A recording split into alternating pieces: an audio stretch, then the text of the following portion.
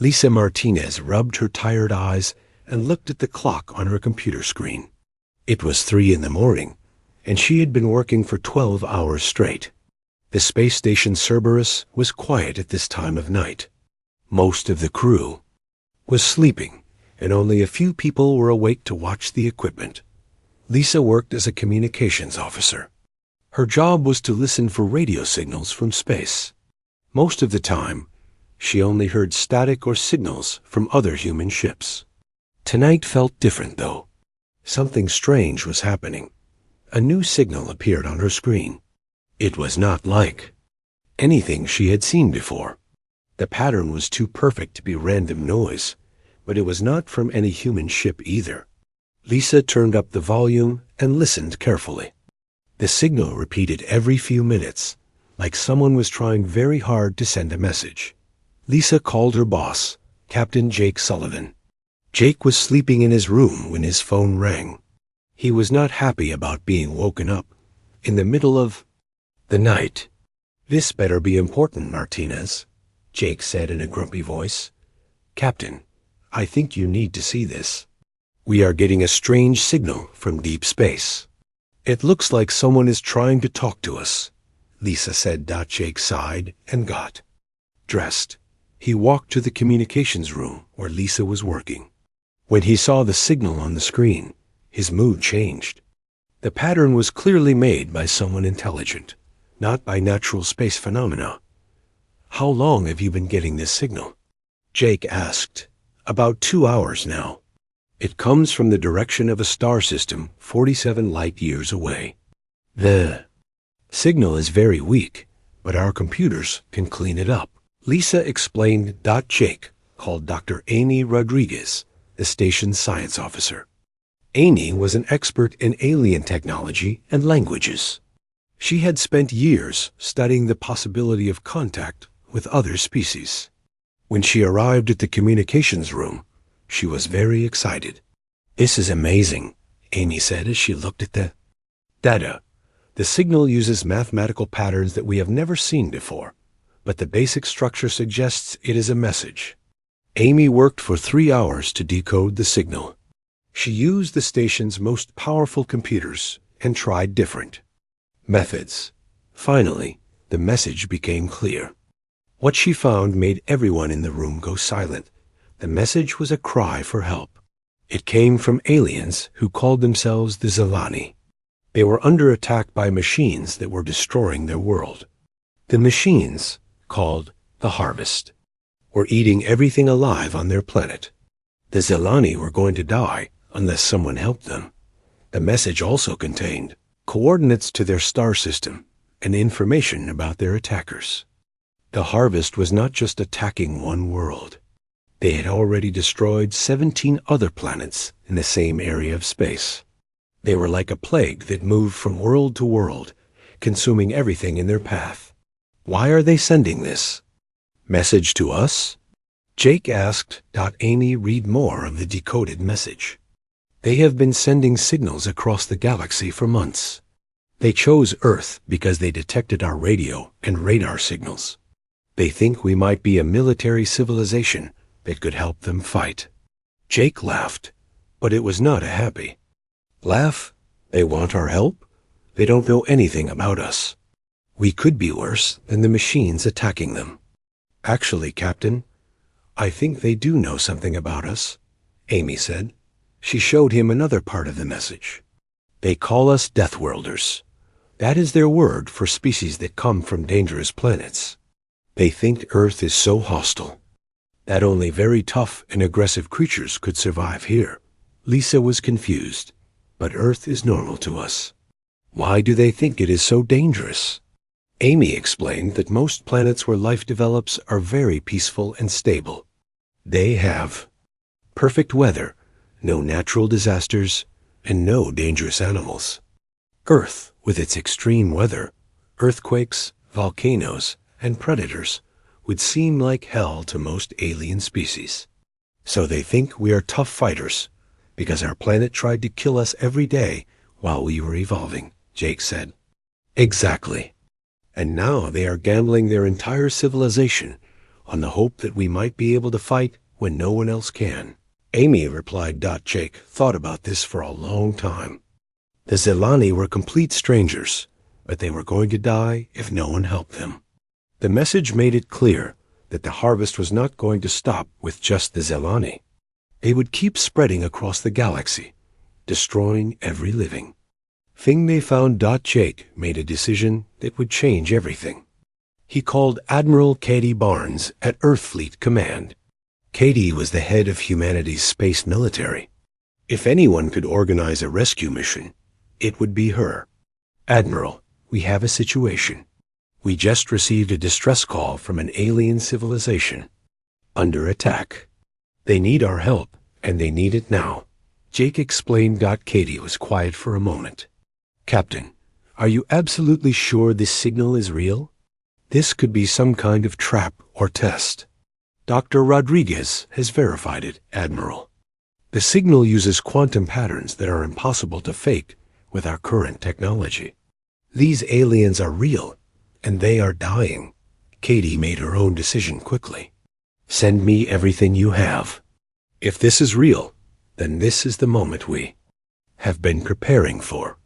We always knew we might have to fight unknown enemies in space someday. It looks like that day has come. Within an hour, the message was being studied by scientists and military leaders across Earth. The debate was short. Humanity had spent over a century building warships and training soldiers for the possibility of alien threats. Now they had their first chance to use that preparation to save lives instead of just defending themselves. The call went out across all human military bases. Prepare for the largest space battle in human history. The aliens had asked for help from the Deathworlders. Now they were about to find out what that really meant.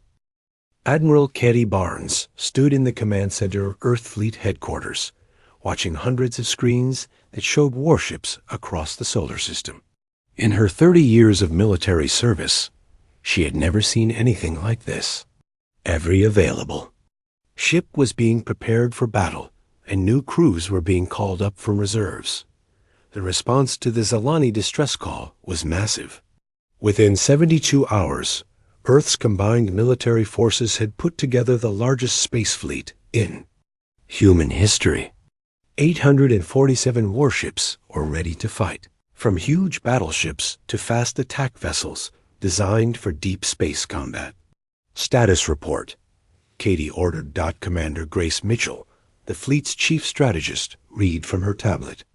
All ships are ready, Admiral. The flagship U.E.'s Defiant is loaded with our newest weapons.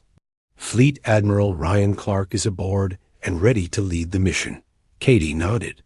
Ryan Clark was the best combat commander in the fleet. He had fought in the asteroid wars and the Jupiter-Moon conflicts. If anyone could lead humanity's first alien war, it was him. On the other side of the solar system, Colonel Sam Peterson was preparing his Marines for something they had never done before, fighting aliens.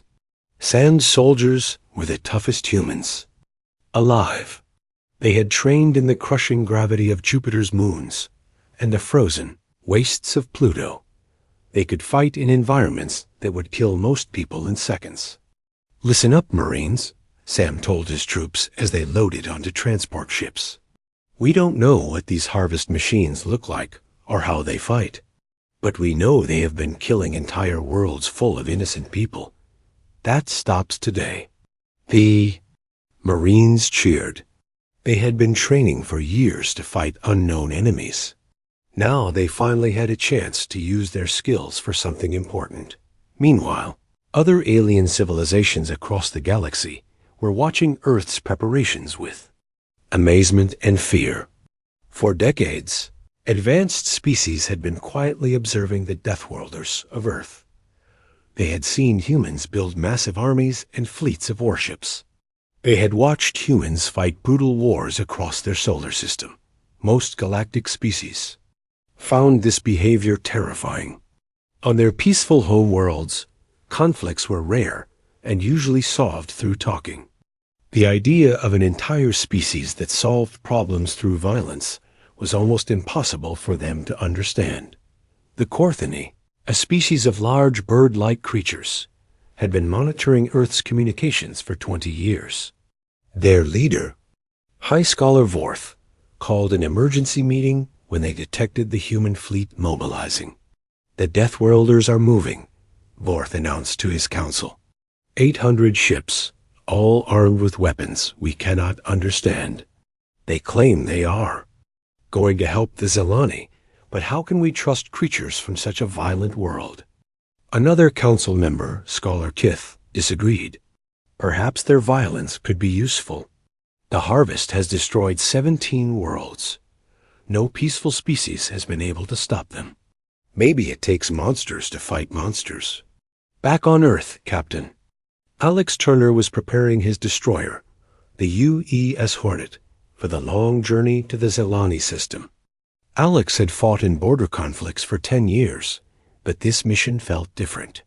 They were not fighting other humans or defending human territory.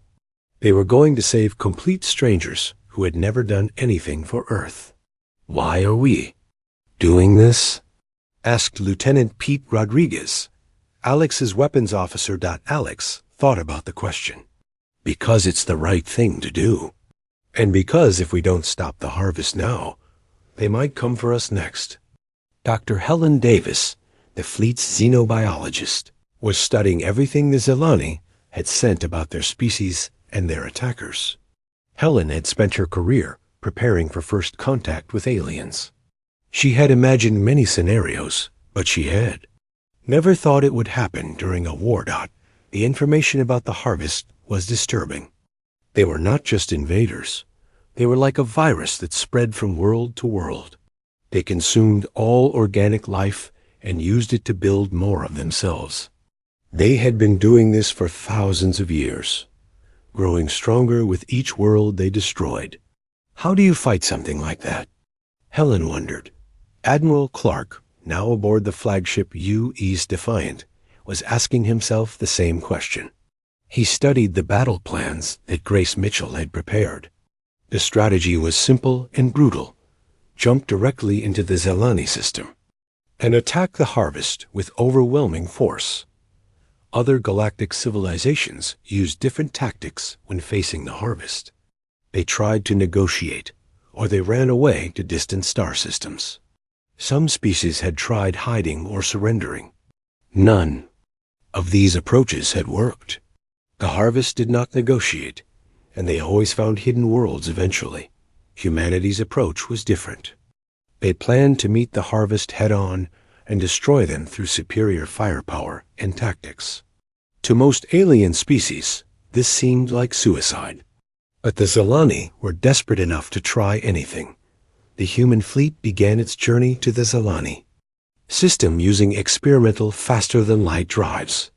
The trip would take 2 weeks, during which time the harvest would continue destroying Zelani worlds. Every day of delay meant more deaths. Captain Tony Richards, commander of the battleship U.E.S. Thunderbolt, spent the journey training his crew for alien combat. They practiced fighting in strange environments and dealing with unknown weapons. The Marines practiced boarding actions against ships they had never seen. Major Kelly Johnson led special training sessions for fighting in hard vacuum and extreme radiation. Her Marines could operate in conditions that would be instantly fatal to most organic life. This ability, developed through generations of living on a hostile world, might give them an advantage against the harvest. As the fleet traveled through space, messages arrived from other alien civilizations. Some wished the humans good luck. Others warned them that they were making a terrible mistake. A few offered to provide supplies or medical aid, but none offered to send ships to help fight. The Zelani sent regular updates on their situation. The harvest had taken 2 more worlds since the human fleet left Earth. The aliens were running out of time and places to hide. Their messages became more desperate with each passing day. "Hold on," Admiral Clark transmitted back to them. "The Deathworlders are coming." On the last day of the journey, the fleet held a final briefing. Admiral Clark addressed all 8. 147 ships at once. In a few hours, we will face an enemy that has destroyed countless worlds and killed billions of innocent beings. We go into this fight not knowing if we can win, but knowing that we must try. Today, humanity takes its place among the stars. Today, we show the galaxy what Deathworlders can do when they fight for others instead of themselves. The fleet prepared for battle. Weapons were charged, shields were raised, and Marines checked their equipment one last time. Across 800 ships, thousands of humans prepared to risk their lives for aliens they had never met. The Zelani system appeared on their sensors. The battle for the galaxy's future was about to begin. The human fleet dropped out of faster-than-light travel at the edge of the Zelani system. What they saw made even veteran soldiers stop and stare in shock. 3 worlds that should have been green and alive were now gray and dead. Massive machines moved across their surfaces like metal insects, stripping away every trace of life. Admiral Clark stood on the bridge of the UES defiant, watching the destruction through the main view screen. "My God," he whispered. They weren't exaggerating. The harvest ships were unlike anything humans had ever imagined. They looked like a twisted combination of machines and living tissue. Some were as large as cities, with thousands of smaller vessels swarming around them like angry wasps. They moved with purpose, systematically consuming everything in their path. "Admiral, we're receiving a transmission from the Zelani fleet," reported Communications Officer Lisa Park. "Put it through," Clark ordered. The screen flickered, and the image of an alien appeared. The Zelani looked like a cross between a praying mantis and a bird, with large compound eyes and delicate feathers covering their elongated body. This one wore what appeared to be a military uniform. "I am Fleet Commander Kethfer of the Zelani Defense Force," the alien said in careful translated words. "Are you the representatives of the Deathworld species called humans?" "I am Fleet Admiral Ryan Clark of the Terran Space Navy. We received your distress call and came to help," Clark replied. Kethfer's large eyes seemed to study Clark carefully. "We are grateful, Admiral Clark, but I must warn you, the harvest has grown much stronger since we sent our message. They have consumed 3 of our worlds and are moving toward our home planet. Our own ships are no match for them." Clark could see the desperation in the alien commander's voice, even through the translation device. "Commander Kethvar, we need to meet in person to coordinate our forces. Can you arrange a docking?" "Of course, Admiral. But I should prepare you. We have never encountered a species like yours before. Our cultural experts are uncertain about your methods." Captain Alex Turner of the destroyer U.E.'s Hornet was chosen to make first contact.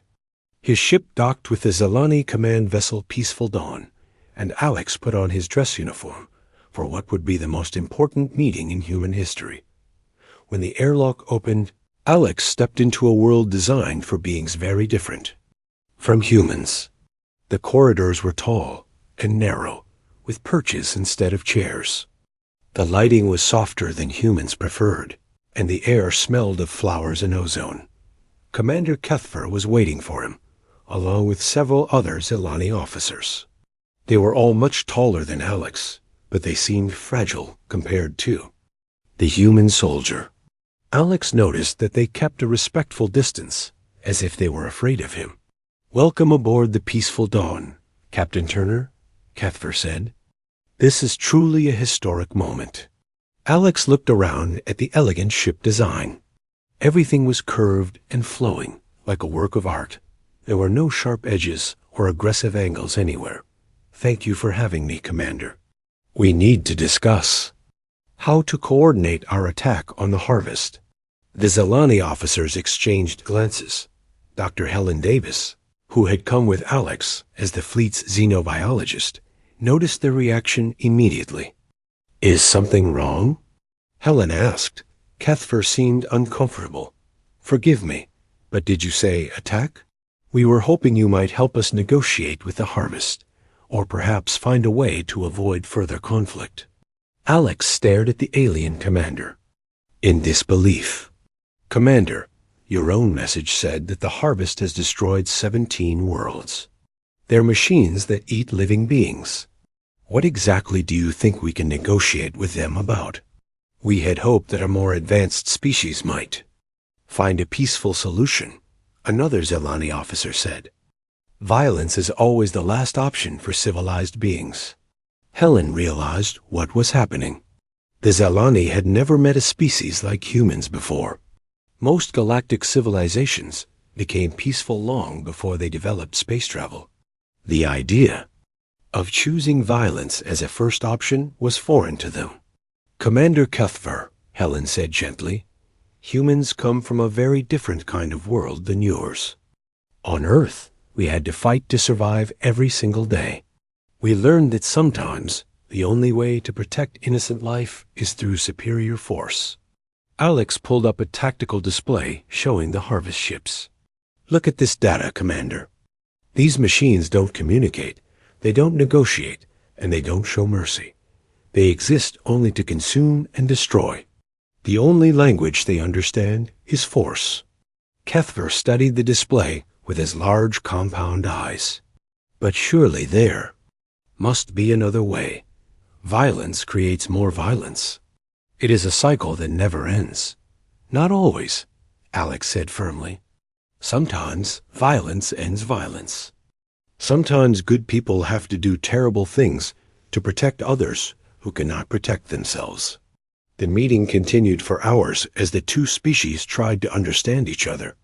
The Zelani explained that their civilization had developed on a peaceful world with no predators and perfect weather. They had never faced extinction-level threats before. The Harvest arrived. The humans explained that Earth was a death world, where survival required constant struggle against hostile environments, dangerous animals, and natural disasters.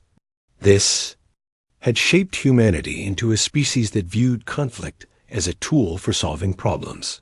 Lieutenant Colonel Pete Rodriguez arrived with detailed intelligence about the Harvest. What he revealed shocked even the humans. The mechanical entities were not just invaders. They were an ancient plague that had been consuming worlds for millions of years. The Harvest doesn't just destroy civilizations, Pete explained. They study each species they encounter and incorporate their best traits into their own designs. They've become stronger with every world they've consumed. Cuthver's feathers ruffled with fear. They adapt to every threat they face. How can anyone defeat such an enemy? Alex smiled grimly. Because adaptation works both ways, Commander. Humans don't just adapt to threats. We create new threats faster than our enemies can adapt to them. It's what we do. The briefing revealed the true scope of the crisis. The Harvest had been moving through this sector of the galaxy for decades, systematically destroying every civilization they encountered. The Zelani were just the latest victims in a campaign of genocide that stretched across thousands of light years. Why? Hasn't anyone stopped them before now? Helen asked. Because no one fights like you do, Cuthver admitted. Most species try to hide or run away when faced with such overwhelming force. Your people are the first to arrive with weapons instead of evacuation ships. Major Kelly Johnson joined the meeting to discuss boarding operations. When she explained that human Marines could fight in hard vacuum and extreme radiation, the Zelani officers looked at her in amazement. Your species can survive in space without protection? One of them asked. For short periods, yes, Kelly confirmed. And our equipment lets us operate in environments that would kill most organic life forms. We've trained to fight on airless moons and in the radiation storms around gas giants. The cultural differences between the species became more apparent as they planned their joint operations. The Zelani preferred careful, cautious strategies designed to minimize casualties. The humans favored aggressive, direct attacks that accepted losses in exchange for victory. This is difficult for us to understand, Cuthver admitted. Your willingness to sacrifice your own people for others you have never met. It is both heroic and terrifying. Alex nodded. That's what makes us Deathworlders, Commander. We've learned that sometimes the only way to save lives is to risk them. The meeting ended with a joint plan of attack. The human fleet would engage the Harvest's main forces, while the Zelani evacuated their remaining civilian populations. It was not the peaceful solution the Zelani had hoped for, but it was their only chance for survival. As Alex prepared to return to his ship, Kethfer stopped him. Captain Turner, I must ask, why are your people doing this? Why risk your lives for strangers? Alex thought about the question for a moment. Because it's what decent people do, Commander. And because if we don't stop the harvest here, they'll keep spreading until they reach Earth. Better to fight them now, when we can choose the battlefield. The first contact between humans and aliens had not gone as anyone expected. Instead of peaceful exchanges of knowledge and culture, it had become a war council. But as the two fleets prepared for battle, both species had learned something important about the galaxy they shared. The Zelani had learned that not all powerful species were conquerors. Some were protectors willing to risk everything for strangers. The humans had learned that they were not alone in wanting to preserve life and civilization. They had found their first true allies among the stars. The battle for the Zelani system was about to begin.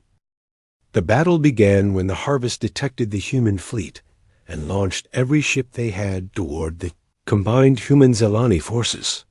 Captain Tony Richards, commanding the battleship U.E.'s Thunderbolt, watched through his viewscreen as hundreds of biomechanical vessels emerged from behind the dead worlds. All ships, this is Admiral Clark, came the voice over the communication system. Execute attack pattern Alpha. Show them what Deathworlders can do. The human fleet moved forward in perfect formation. Unlike the elegant, curved ships of the Zelani, the human vessels looked like weapons built for war. They had thick armor, massive guns, and no unnecessary decorations. They had been designed by a species that expected to fight for survival. Tony's ship led the first wave of heavy cruisers directly into the Harvest battle line. The enemy ships were strange and terrifying, part machine, part living tissue, covered in writhing tentacles and mechanical arms. Some were the size of small moons, with thousands of smaller vessels attached to their hulls like parasites. Target the largest ship. Tony ordered his weapons officer. All guns, maximum power. The Thunderbolt's main cannons fired in sequence, sending massive energy beams across space. The shots hit the Harvest ship and tore through its biomechanical armor. But instead of exploding, the damage began to heal itself. The ship's living components grew new tissue to replace what had been destroyed. Sir, it's regenerating the damage, reported Lieutenant Dan Foster at the sensor station. And we'll just have to hurt it faster than it can heal, Tony replied. All batteries, continuous fire. Across the battlefield, human ships were discovering the same thing. The Harvest vessels could repair damage almost as quickly as it was inflicted. But the humans had faced adaptive enemies before, during the war with the AI rebellion on Mars. They knew how to deal with self-repairing systems. Commander Grace Mitchell, coordinating the battle from the command ship, implemented the fleet's second strategy. All ships switch to pattern beta. Randomize your weapon frequencies and target multiple systems simultaneously. The human fleet changed tactics instantly. Instead of concentrating fire on single targets, they spread their attacks across multiple enemy ships. They also began switching between different types of weapons: energy beams, projectile cannons, plasma torpedoes, and experimental gravity weapons. The strategy worked because it forced the Harvest ships to split their adaptive responses. Their healing systems could not keep up with damage coming from multiple directions using different methods. Human ships began scoring real victories. Destroying enemy vessels, one by one, Doc Major Kelly Johnson led the first boarding action against a disabled harvest ship. She and her Marines used specially designed assault pods to punch through the enemy's hull. What they found inside was like a nightmare made real. The interior of the ship was a maze of mechanical corridors and organic chambers. Cables that looked like blood vessels ran along the walls, pulsing with strange energy. The air was filled with the sound of machinery and something that might have been breathing. "Stay together and watch for movement," Kelly ordered her troops. "Remember, these things adapt quickly. Don't use the same tactic twice." The Marines advanced through the ship, planting explosives on critical systems. They encountered no crew in the traditional sense. The harvest ships seemed to operate as single organisms, with no individual beings controlling them. But the ship fought back.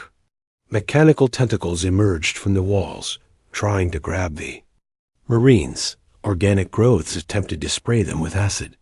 The very floor seemed to shift and change, trying to trap the intruders. The Marines were ready for this. They had trained for years to fight in hostile environments against unknown enemies. They moved through the ship like a coordinated team, covering each other and adapting to each new threat they encountered. "Charges placed," reported Sergeant Amy Cole. "We need to get out of here now." The Marines fought their way back to their assault pod and escaped just before the explosives detonated. The harvest ship broke apart in a chain of secondary explosions, its biomechanical systems unable to contain the damage. Meanwhile, the main battle continued to rage across the Zelani system. The human fleet was winning, but at a terrible cost.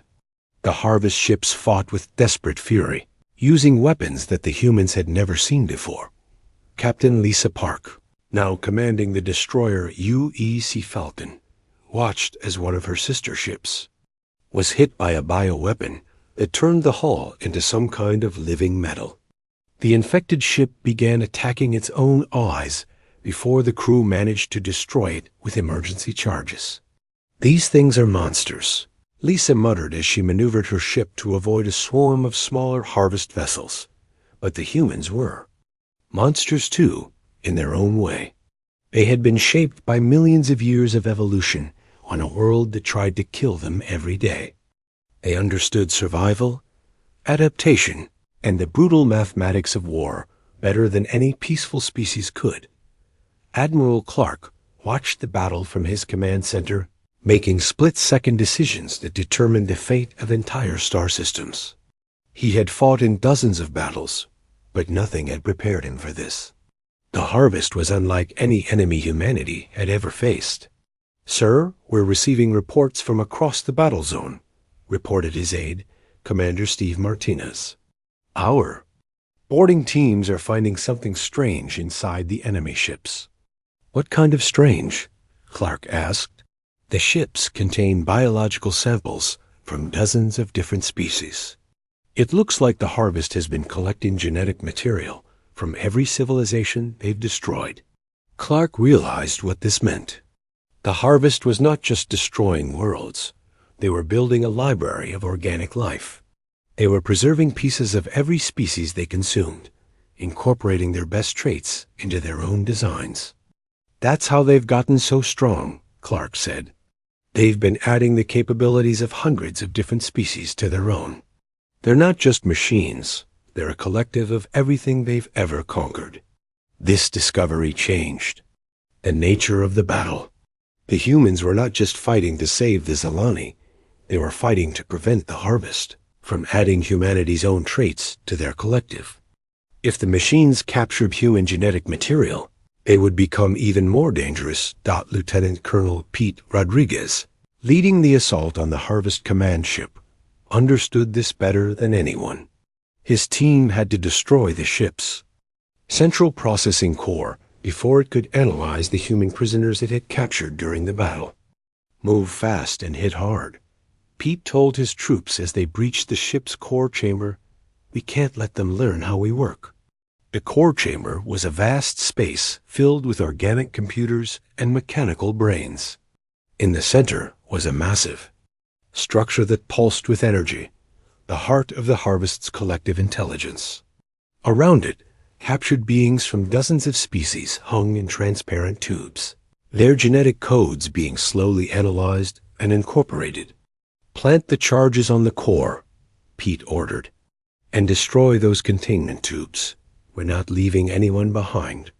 The Marines worked quickly, setting explosives while fighting off the ship's automated defenses. They freed the captured beings, who were still alive, though many were too weak to move. Among them were several Zelani who had been taken during earlier battles. As the charges counted down, Pete's team carried the survivors toward their escape pods. The Harvest Corps tried to stop them, sending waves of mechanical defenders and bioweapons. But the Marines fought their way through, protecting the rescued prisoners with their own lives. The explosions that destroyed the Harvest command ship could be seen across the entire star system. With their central intelligence gone, the remaining Harvest vessels began to operate independently, making them easier targets for the human fleet. Captain Alex Turner, commanding the Hughes Hornet, led the final assault on the last group of enemy ships. His vessel had been badly damaged in the fighting, but it was still operational. Like its crew, the ship had been built to take punishment and keep fighting. "This is for every world you destroyed," Alex said as he fired the killing shot that finished the last Harvest vessel. The battle was over. The Harvest fleet was destroyed, their ships drifting as lifeless hulks in space. But the victory had come at a price. Humanity had lost 43 ships and over 8,000 crew members. In the fighting, Admiral Clark stood in the quiet of his command center, looking at the casualty reports.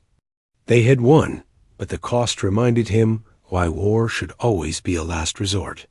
Still, they had saved an entire civilization and prevented the Harvest from spreading further across the galaxy. Commander Kethfer contacted the human fleet from his ship.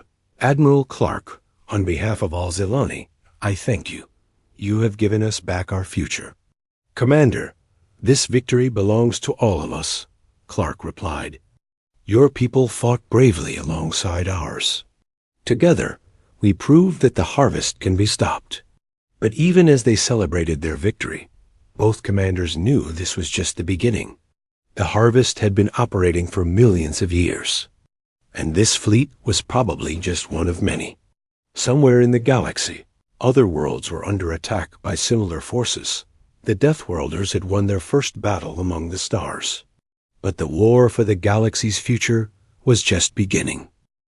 1 year after the Battle of Zelani Prime, Commander Lisa Martinez sat in the communications room of the Deep Space Patrol vessel Hughes Guardian. The ship was on routine patrol near the edge of human space when her equipment picked up a familiar type of signal. It was another distress call, but this one was different from the Zelani message that had started everything. This signal came from a species called the Corvani, and their message was simple: "Please send the Deathworlders. We have heard what they did for the Zelani." Lisa smiled as she forwarded the transmission to Fleet Command. In the past year, humanity had received dozens of similar calls. Word of their victory over the Harvest had spread across the galaxy, and now every threatened civilization wanted the protection of the famous Deathworlders. At Earth Fleet Headquarters, Admiral Katie Barnes was dealing with the consequences of humanity's new reputation. Her office was filled with requests for military assistance from species facing their own existential threats. The galaxy, it turned out, was much more dangerous than anyone had realized. "We have reports of rogue artificial intelligences attacking the Threx system," reported her aide, Captain Monica Davis. "The Helix Collective is requesting immediate assistance. We also have 3 other species asking for help with something called the Devourers in the Outer Rim." Katie sighed as she looked at the map showing all the current crisis points. Ancient evils, cosmic parasites, and machine civilizations had been systematically destroying peaceful worlds for millions of years. Most galactic civilizations had developed in protected systems and simply did not have the military capability to defend themselves. The problem was that Earth's fleet, while large by human standards, was not big enough to protect the entire galaxy. They needed help, but most alien species had never developed military traditions like humanity's. President Maria Santos addressed this problem in a speech to the United Nations. The president stood before the assembled delegates and explained humanity's new role in galactic affairs. "My fellow humans," she began, "we have learned that our violent history, the very thing we have tried to overcome, may be exactly what the galaxy needs. We are the only species to achieve spaceflight while maintaining our warrior instincts. This makes us uniquely suited to serve as protectors for civilizations that cannot protect themselves." The president proposed the creation of the Terran Defense Initiative, a military alliance designed to protect peaceful civilizations from cosmic threats. The initiative would be staffed by volunteers from Earth's military forces, people who chose to dedicate their lives to protecting species they had never met. "We will not be conquerors," the president continued. "We will be guardians. We will stand between the darkness and the light, ensuring that peaceful civilizations can continue to exist and grow." The response from Earth's military was overwhelming. Thousands of soldiers, sailors, and Marines volunteered for the program. They came from every branch of service and every part of Earth, united by the desire to use their skills for something greater than themselves. Captain Jake Sullivan, the former commander of Cerberus Station, was among the first to volunteer. He now commanded a joint human-Zelani exploration vessel called the UECDF Harmony. The ship's mixed crew represented the new alliance between species, humans providing military expertise and protection, while aliens shared their scientific and cultural knowledge. "It's strange," Jake told his Zelani co-commander, Fleet Leader Kethmer, as they approached another first contact situation. "A year ago, we were alone in the universe. Now we're part of something bigger than any single world." The Harmony was responding to a distress call from the Vorthan, a species of crystalline beings whose homeworld was being attacked by energy parasites. This would be the ship's 15th rescue mission since the Alliance was formed. When they arrived in the Vorthan system, they found a civilization under siege. The energy parasites were invisible to most sensors, but they were draining the life force from the planet's crystalline inhabitants. Traditional weapons were useless against creatures made of pure energy dot, but the human Zelani crew had learned to adapt. Dr. Helen Davis, now serving as the Alliance's chief xenobiologist, had developed new types of weapons specifically designed to fight non-physical threats. The Marines, led by Major Kelly Johnson, wore special equipment that allowed them to interact with energy-based life forms. "Remember, these things feed on electrical energy," Kelly told her troops as they prepared for deployment. "That means our regular weapons and equipment will actually make them stronger. We'll have to do this the hard way."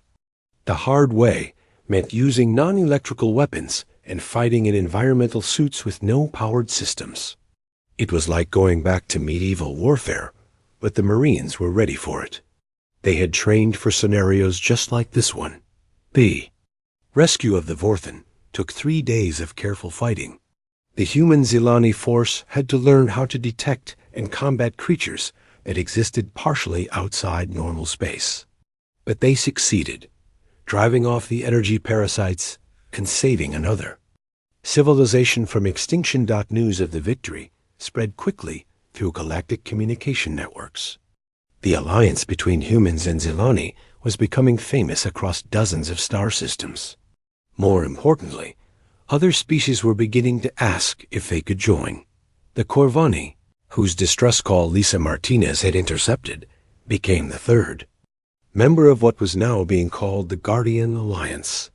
They brought their expertise in defensive technology and shield systems.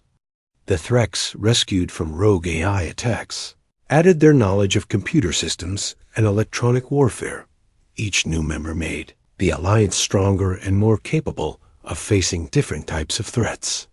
But they all looked to humanity for military leadership and tactical expertise. The humans had become the galaxy's unofficial police force, responding to crises that no one else could handle. Captain Tony Richards, now commanding the Alliance flagship UE's Unity, often thought about how much had changed since that first distress call from the Zelani. His ship's crew included members from 6 different species, all working together to protect others. "Sir, we're receiving another distress call," reported his communications officer, a Zelani named Kithara. "This one is from the far side of Izide, the galaxy. They say something called the Silence is consuming entire star systems." Tony looked at the star charts showing the affected area. The Silence appeared to be even more dangerous than the Harvest had been. It was not just destroying worlds, it was making them disappear completely, as if they had never existed. "Plot a course for the affected system," Tony ordered, "and send word to all Alliance ships in the area. It looks like we have a new enemy to face." As the Unity and its escort fleet began their journey, Tony received a message from Admiral Clark, now serving as the overall commander of the Guardian Alliance. The message was simple but meaningful. "Good hunting, Captain. Show them what Deathworlders can do." The Alliance had grown far beyond what anyone had imagined when they first received the Zelani distress call. It now included dozens of species and hundreds of ships. But at its heart, it was still based on the same principle that had motivated that first human response: the belief that decent people should protect those who cannot protect themselves. On Earth, President Santos met with the Alliance Council to discuss their expanding mission. The room included representatives from 12 different species, but the humans still provided most of the military leadership. "We face a difficult question," the President said. "Our forces are spread across the galaxy, protecting dozens of worlds, but there are thousands of civilizations out there and new threats emerging all the time. How do we decide who to help and who to leave to their fate?" Commander Kethver, now serving as the Zelani representative to the Alliance Council, had an answer. "We help everyone we can, and we train others to help themselves. The galaxy needs more than just human warriors. It needs warriors from every species." This became the Alliance's new mission. Instead of just responding to crises, they began establishing training academies on member worlds. They taught peaceful species how to fight when fighting became necessary. They shared human military doctrine and tactics while learning from the unique capabilities of each alien culture. The program was challenging. Most galactic species had never developed concepts like strategic thinking or acceptable casualties. But they were motivated by the knowledge that the Harvest, the Silence, and other cosmic threats were still out there. Captain Alex Turner, now running a training academy on the Zelani homeworld, watched as his alien students practiced combat maneuvers. They were awkward and hesitant compared to human Marines, but they were learning. More importantly, they were learning to think like warriors when necessary while maintaining their peaceful nature. "The key," Alex told his students, "is knowing when to fight and when not to fight. We don't want to make you into killers. We want to make you into protectors." As the Guardian Alliance continued to grow and evolve, humanity found itself in a position it had never expected. They were no longer the violent, aggressive species that other civilizations feared. They had become the galaxy's hope for peace and stability.